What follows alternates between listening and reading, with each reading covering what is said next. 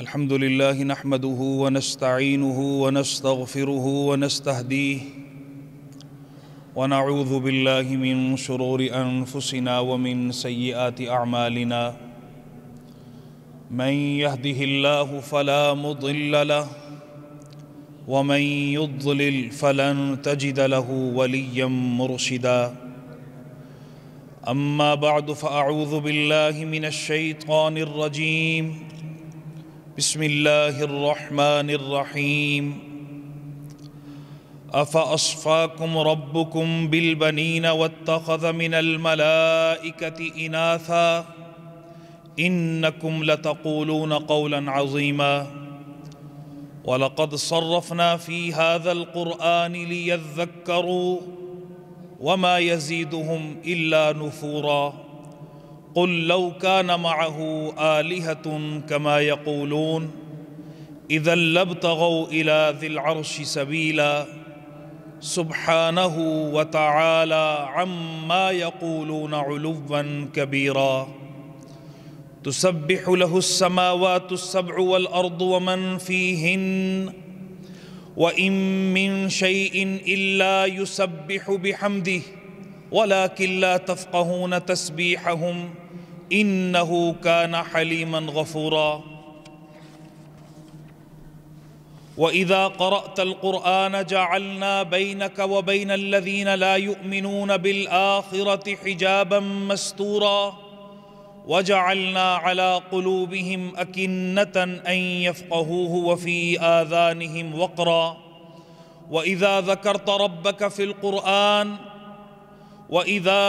ربك في القرآن وحده ولوا على أدبارهم نفورا نحن أعلم بما يستمعون به إذ يستمعون إليك وإذ هم نجوى إذ يقول الظالمون إن تتبعون إلا رجلا مسحورا انظر كيف ضربوا لك الأمثال فضلوا فلا يستطيعون سبيلا وقالوا أإذا كنا عظاما ورفاتا أإنا لمبعوثون خلقا جديدا قل كونوا حجارة أو حديدا أو خلقا مما يكبر في صدوركم فسيقولون من يعيدنا قل الذي فطركم أول مرة فسينغضون إليك رؤوسهم ويقولون متى هو قل عسى أن يكون قريبا يوم يدعوكم فتستجيبون بحمده وتظنون إن لبثتم إلا قليلا صدق الله العظيم اللهم صل وسلم وبارك على حبيبك ومصطفاك سيد الأولين والآخرين سيدنا محمد بن عبد الله صلوات الله وتسلیماته علیہ۔ معزز سامعین، سورہ بنی اسرائیل کی آیت نمبر 40 سے 52 تک آپ کے سامنے تلاوت کی ہیں۔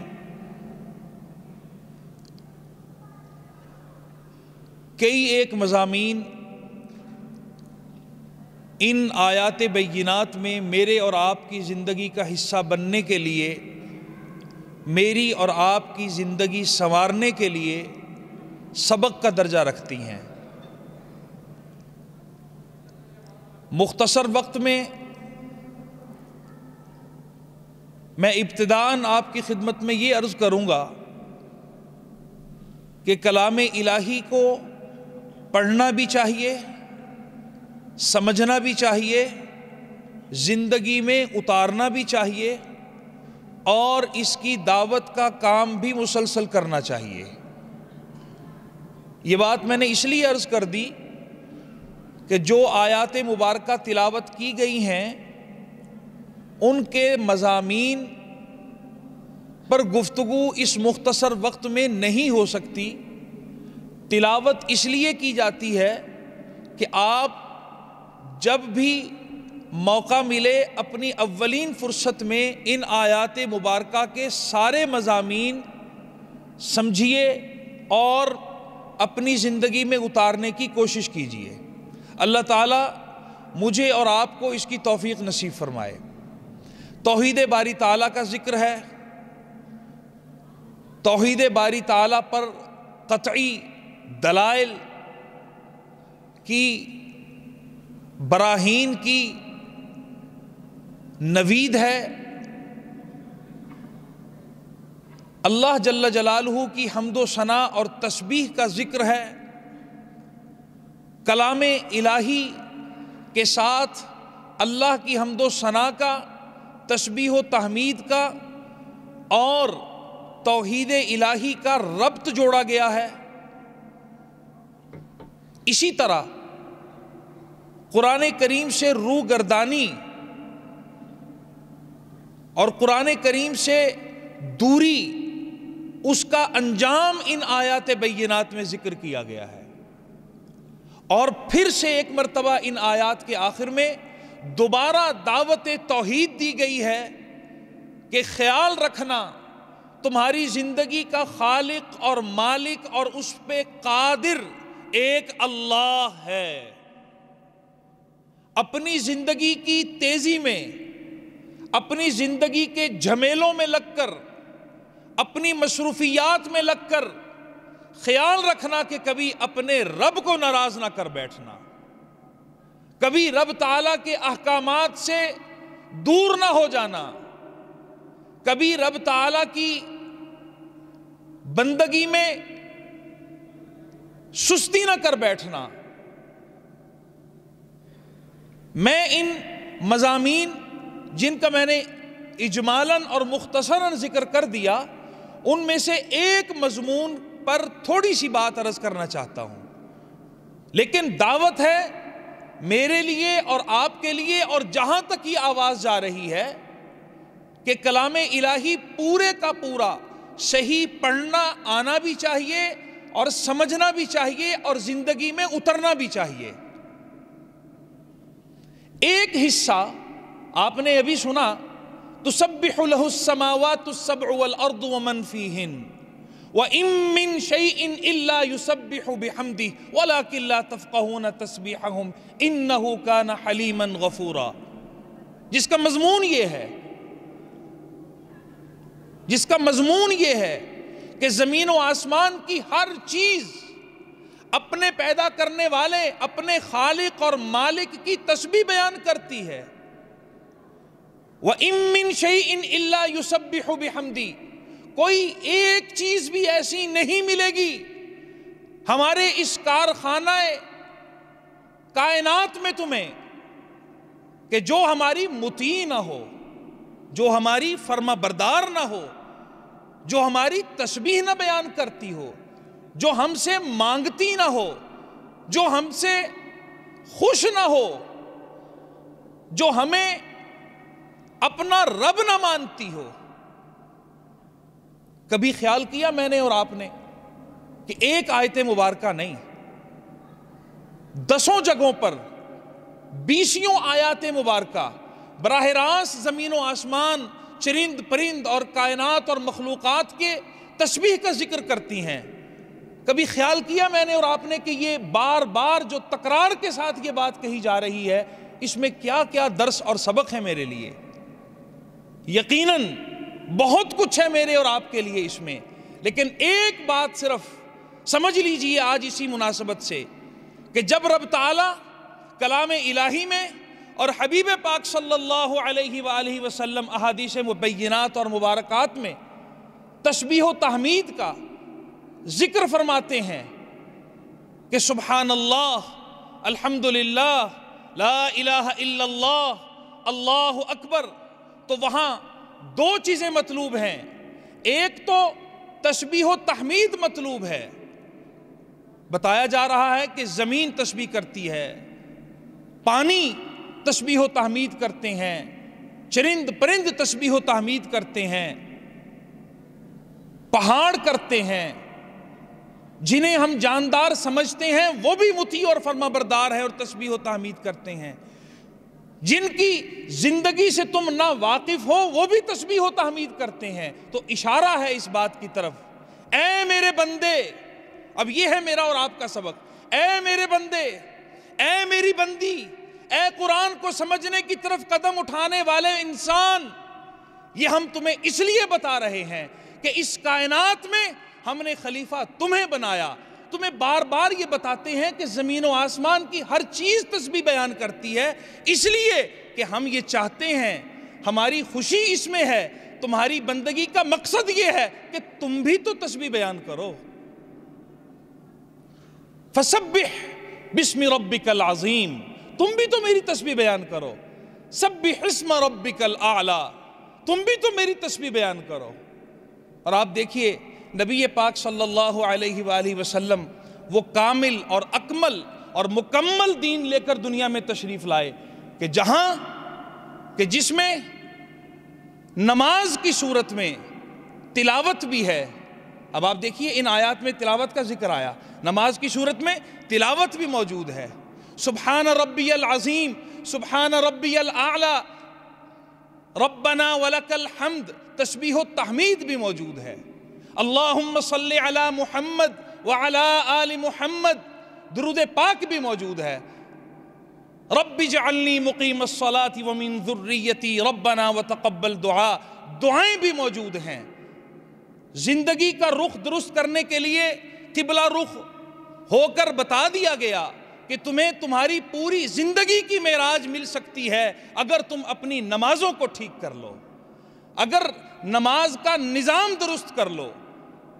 عام طور پر ہمارے اس خطبہ جمعہ میں بہت سے مسافر، بہت سے دور دور سے آئے ہوئے مہمان، دوسرے شہروں سے وزٹرز تشریف لاتے ہیں، تو میں ضرور یہ کہنا چاہوں گا کہ آج میرا اور آپ کا ان آیات مبارکہ کے ذریعے سے ملنے والا سبق یہ ہے کہ سفر میں، حضر میں، صحت میں، بیماری میں، گھر میں، گھر سے باہر، ہر حال میں اپنی نماز کا ضرور اہتمام رکھیے گا۔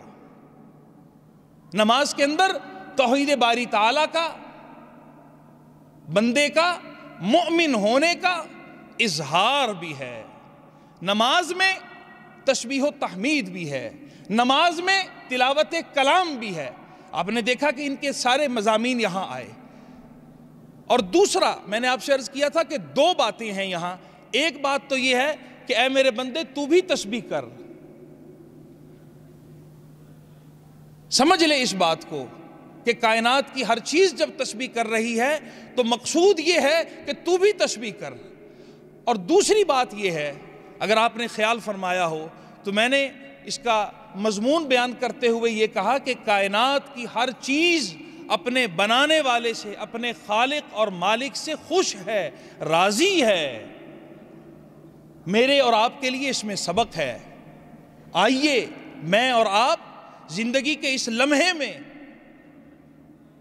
ضرور اس بات کو سوچیں اور خیال رکھیں کہ ہم نے بھی اپنے رب تعالیٰ کی رضا پہ راضی ہونا ہے۔ عمومی طور پر حالات سے تنگ آ کر، طبیعتوں کے کسی بوجھ کی وجہ سے، بیرونی اندرونی طبی حالات کو مد نظر رکھتے ہوئے بہت ساری چیزیں انسان کی زندگی میں اونچ نیچ کی آتی ہیں۔ انسان کبھی خوش ہوتا ہے، کبھی ناخوش ہوتا ہے، کبھی بہت بھلی باتیں کرتا ہے اور کبھی بہت مایوس ہو جاتا ہے۔ ان آیات مبارکہ میں بہت صاف میرے اور آپ کے لیے سبق اور درس موجود ہے کہ سردی ہو، گرمی ہو، شدید سردی ہو، شدید گرمی ہو، تب بھی جو میری مخلوقات اور کائنات کی چیزیں ہیں وہ مجھ سے خوش ہی رہتی ہیں، اور جب خوش ہیں تو پھر میں ان سے خوش رہتا ہوں، جب خوش ہیں تو میں ان سے خوش رہتا ہوں۔ اے میرے بندے تو مجھ سے خوش رہ، پھر میں تجھ سے خوش رہوں گا۔ یہ میں نے اپنے لفظوں میں بات کو آسان انداز میں عرض کرنے کے لیے یہ میں نے آپ سے عرض کیا ہے۔ عام طور پر ہم بہت جلد بازی میں مایوسی تک جا پہنچتے ہیں۔ توحید باری تعالیٰ کا، کلام الہی کے سبق کا، سمجھنے کا، درس کا، حبیب پاک صلی اللہ علیہ وآلہ وسلم سے تعلق اور رشتے کا یوں سمجھ لیجئے کہ یہ ابتدائی اور پہلا تقاضا ہے کہ اللہ جل جلالہ کہ ہر فیصلے پہ انسان راضی رہے، مطمئن رہے، مایوس نہ ہو سکتا ہے ہم میں سے بہت سارے بھائی اور بہت ساری خواتین کسی نہ کسی ذہنی کشمکش میں، پریشانی میں مبتلا ہوں، اور آج کا یہ سبق میری اور آپ کی اور بہت سوں کی زندگی کو بدلنے کے لیے بہت کافی ہو جائے۔ اللہ کریم کی رحمت کو متوجہ رکھنا چاہتے ہیں تو یاد رکھیں کہ اللہ کریم کے ہر فیصلے پہ راضی ہونا سیکھ لیں، خوش ہو جائیے۔ کبھی کبھی بات ہوتی ہے تو کوئی ساتھی بات کرتے ہیں اور پوچھا کہ جی آپ کی صحت کیسی ہے، تو کہتے ہیں جی طبیعت بہت خراب ہے۔ تو میں کبھی ان سے کہا کرتا ہوں، بے تکلف کو بھائی ہو، تو میں کہتا ہوں کہ ایسا مت کہیں کہ طبیعت بہت خراب ہے، اللہ سے پناہ مانگو کہ کسی کی طبیعت بہت خراب ہو۔ شکر کرنا چاہیے سانس آ رہا ہے، شکر کرنا چاہیے سانسیں بحال ہیں، شکر کرنا چاہیے عزتیں ہیں، شکر کرنا چاہیے اولاد کی نعمت ہے، شکر کرنا چاہیے کہ نظام زندگی چل رہا ہے۔ اور اسی کے ساتھ ساتھ یہ خیال بھی رکھنا چاہیے کہ جو رکاوٹ آئی ہوئی ہے وہ میری اور آپ کی ناشکری کی وجہ سے۔ یہ جو میں عرض کر رہا ہوں کہ خوش رہنا سیکھیے، ہم سب سیکھیں، اور ناخوش ہونے سے اللہ کی پناہ میں آئیے۔ اس کو اگر دوسرے لفظوں میں کہہ لیجئے تو یوں سمجھ لیجئے کہ شکر گزاری سیکھیے، ناشکری سے بچیے۔ یہ میری اور آپ کی زندگی کا بہت انمول وظیفہ ہے۔ کبھی بھی زندگی میں حالات کتنے بھی شدید اور سخت آ جائیں اور آگے رستے بالکل بند نظر آئیں اور خیال آئے کہ بس اب اس کے بعد تو شاید کوئی جگہ ہی نہیں ہے میری بچاؤ کی، عین اس وقت میں بھی اپنے رب تعالیٰ کے حضور اپنی درخواست پیش کر دیجئے اور کہیے کہ میرے مالک، جو حالات مجھ پر آئے اس میں میری کوتاہی ضرور ہے، لیکن میرے مالک یہ ساری چیزیں آپ سے مخفی نہیں ہیں، آپ قادر ہیں، اور میرا آپ سے بندگی کا ایک تعلق ہے۔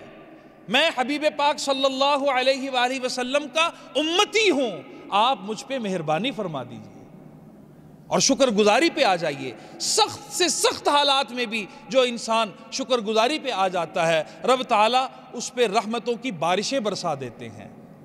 رب تعالیٰ کی رحمتیں ایسے بندوں کو، ایسے گھرانوں کو، ایسے معاشروں کو گھیر لیتی ہیں کہ جو پورے کا پورا معاشرہ، پورے کا پورا گھرانہ شکر گزاری پہ ہو۔ آخر میں یہ بات عرض کرنا چاہوں گا، میں نے آپ کو ابتداءً عرض کر دیا کہ یہ جو ہمارے سبق کا حصہ ہے اسے آپ خود مطالعہ فرمائیے، اس میں بہت سارے میرے اور آپ کے لیے دروس ہیں، بہت سارا سبق ہے میرے اور آپ کے لیے، زندگی گزارنے کے رستے ہیں اس کے اندر۔ میں یہاں جب شکر گزاری اور ناشکری کا ذکر آیا، تسبیح و تحمید کا ذکر آیا، تو یہ ضرور کہنا چاہوں گا کہ آج کا میرا اور آپ کا ایک بہت بڑا مسئلہ وہ غفلت بھی ہے۔ جو آدمی اللہ تعالیٰ کی تسبیح و تحمید کرتا ہو، جو آدمی نماز کا پابند ہو، جو آدمی تلاوت الہی کا پابند ہو، اس کی زندگی غفلت بھرے اوقات سے خالی ہو جاتی ہے، پاک ہو جاتی ہے۔ عمومی طور پر ہماری زندگیوں میں غفلت بہت ہے، وقت کا ضیاع بہت ہے، بسا اوقات گھنٹوں کے حساب سے موبائل فون ہماری زندگی کا حصہ بنے ہوئے ہوتے ہیں، اور بسا اوقات بہت دیر تک وقت گزارنے کے لیے میری اور آپ کی زندگی میں بہت سارے پروگرام، بہت سارے ایسی چیزیں کہ جو میں ذکر بھی نہیں یہاں کرنا چاہتا، غفلت کی چیزیں۔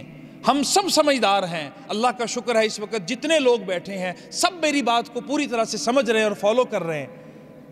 غفلت سے نکلیے۔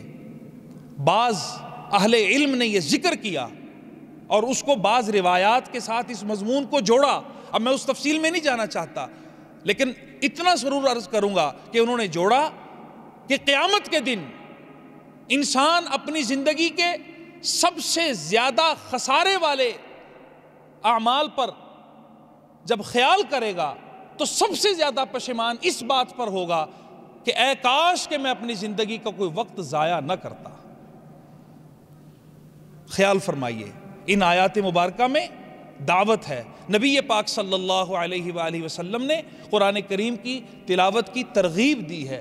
ان آیات بینات میں حبیب پاک صلی اللہ علیہ وآلہ وسلم نے تسبیح و تحمید جب ذکر ہوا، تفصیلات اور احادیث مبارکہ میں تسبیح و تحمید کی تفصیلات ملتی ہیں، اس کی ترغیب دی ہے۔ کلام الہی کی تلاوت کو اپنی زندگی کا معمول بنائیے۔ جو شخص روزانہ کی بنیاد پہ اللہ کے کلام کی ضرور تلاوت کرتا ہو، روزانہ کی بنیاد پہ، آپ یقین فرمائیے کہ میں اللہ کی رحمت کے بھروسے پہ کہتا ہوں، یہ کسی آیت مبارکہ یا حدیث پاک کا ترجمہ نہیں کر رہا، اللہ کی رحمت کے بھروسے پہ کہتا ہوں ان آیات مبارکہ کو مد نظر رکھتے ہوئے کہ اس کی زندگی میں بسا اوقات ایسی حالت ہوتی ہے کہ حاجتیں مانگنے کی ضرورت بھی نہیں پڑتی، اس کی ضرورت کے مطابق آسمانوں سے فیصلے اس کے لیے نازل ہوتے ہیں۔ تلاوت کلام الہی کو اپنی زندگی میں وجود دیجئے، تسبیحات کو وجود دیجئے۔ سبحان اللہ، الحمدللہ، لا الہ الا اللہ، اللہ اکبر، لا حول ولا قوت الا باللہ۔ بسا اوقات یہ بہت عام سی باتیں ہمیں لگتی ہیں، لیکن یہ میری اور آپ کی زندگی کا رخ بدلنے کے لیے ہیں۔ ان موجودہ حالات میں 2020 گزرا، 21 کا آج پہلا دن ہے، ان موجودہ حالات میں شاید ہی ہم میں سے کوئی بھائی بہن ایسا ہو کہ جس نے موت کو اتنے قریب سے نہ دیکھا ہو، یا اپنے پیاروں میں سے کسی کو اتنے قریب سے موت کو دیکھتے ہوئے نہ دیکھا ہو کہ جتنا اس سال میں ہوا ہے۔ آئیے میں اور آپ غفلت سے نکلیں، اور غفلت سے نکلنے کا علاج بھی بتایا گیا ہے، اور وہ کلام الہی کی مسلسل تلاوت ہے۔ نہیں پڑھنا آتا، صحیح پڑھنا سیکھیے، اپنے بچوں کو قرآن پاک کی تعلیم دیجیے۔ بہترین تعلیم ہے کلام الہی کی تعلیم، اور پھر اسے سمجھیے، پھر اسے اپنی زندگی میں اتاریے، اور جو مسنون تسبیحات ہیں اس کا اہتمام فرمائیے۔ اللہ تعالی ہم سب کو عمل کی توفیق نصیب فرمائے۔ وآخر دعوانا ان الحمد للہ رب العالمین۔